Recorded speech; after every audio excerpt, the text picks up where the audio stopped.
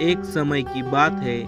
ऊंचे पहाड़ों के बीच में बसे एक छोटे से गांव में शांताराम नाम का एक बुद्धिमान बूढ़ा व्यक्ति रहता था।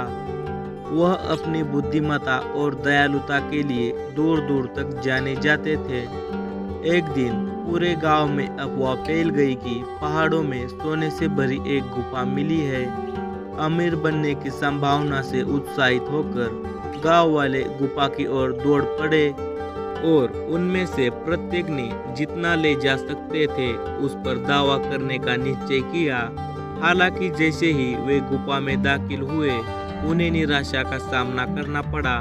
गुफा में वास्तविकता से सोना था, लेकिन यह अंधेरे विश्वासघाती रास्ते और छिपे खतरों से भी भरी हुई थी।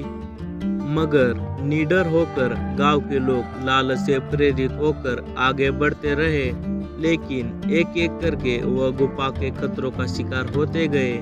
कुछ लड़खड़ा कर घायल हो गए, जबकि अन्य सुरंगों की भूल भुलैया में खो गए। इस बीच शांताराम सोने के आकर्षण से बेफिक्र होकर गांव में ही रहे थे।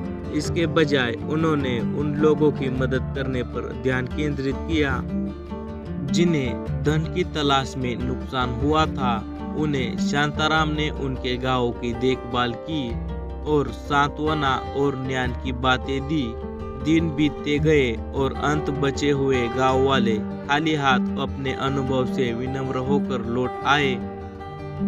उन्हें यह एहसास हुआ कि सच्ची संपत्ति भौतिक संपत्ति में नहीं, बल्कि उनके चारों ओर मौजूद प्रेम, करुणा और समुदाय में है।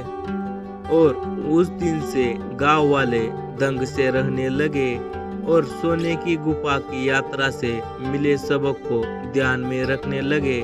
और शांताराम का सम्मान उनकी संपत्ति के लिए नहीं, बल्कि उनकी असीम बुद्धि और करुणा के लिए किया जाने लगा।